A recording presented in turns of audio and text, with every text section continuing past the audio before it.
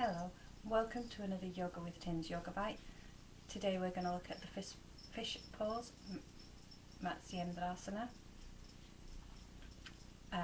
This pose is a nice counter pose if you've been doing the shoulder stand because it stretches the shoulders in the opposite direction.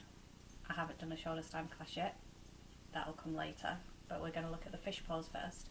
It's a nice back bend, it's a gentle back bend, but it also opens up the whole of the chest area, so correcting rounded shoulders, helping you to breathe, which is actually why it's called the fish pose, because it allows the lungs to fill with oxygen, which actually enables you to float more easily on the water.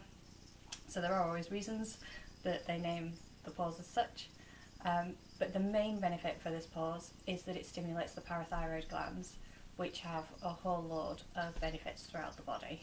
So let's get started. Coming down to lie on your mat, legs out nice and straight,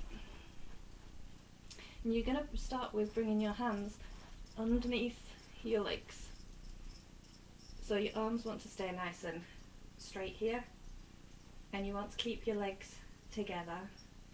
And then what you're going to do is you're going to push into your elbows to lift your body up off the floor, so you're really pressing into those elbows, and then you're going to bring the top of your head back down onto the floor. You're going to keep the weight in those elbows so that you're not pressing weight through the neck, especially in this position. You're really opening and expanding through the chest.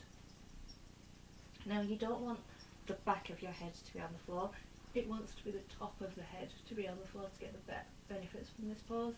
And you need to keep the legs together, you don't want your legs falling outwards. You also don't want your elbows coming outwards because that puts more pressure through the neck, so your elbows want to be underneath the body.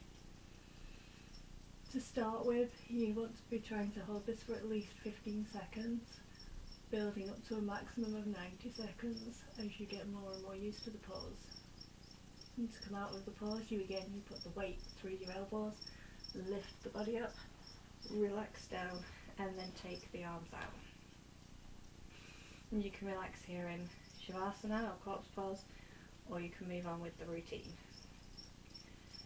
So a variation of this pose, if you don't want to have straight legs, is to sit in easy pose to start with.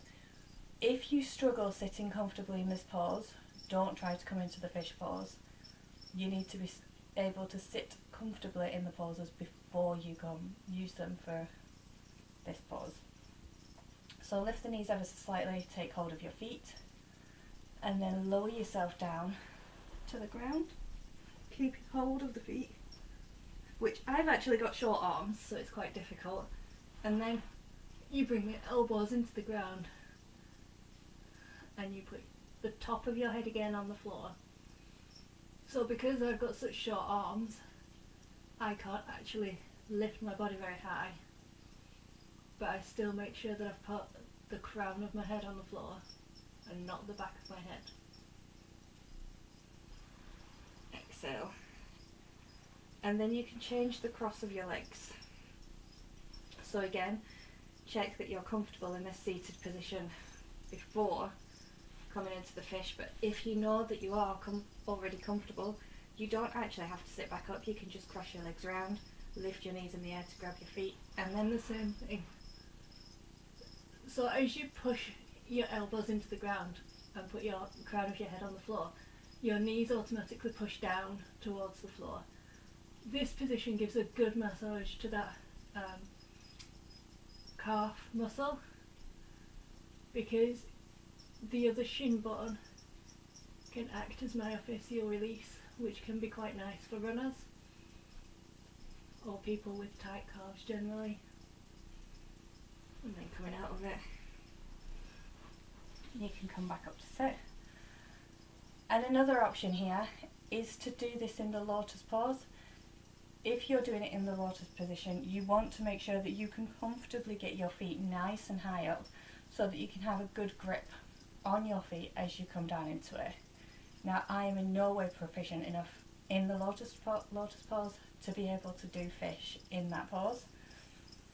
You can do it in half lotus as well, so if you're comfortable just with one side, you can go into fish just with a half lotus. But again, do beware that as you come up into that back bend, your knees will push down, so just be mindful of where your shin bones are on the calves, and just make sure they're not in a awkward position that's going to cause pain. Any pain, come out of the pose immediately. Thank you for joining me, and I hope you'll be able to incorporate this pose into your practice. Namaste.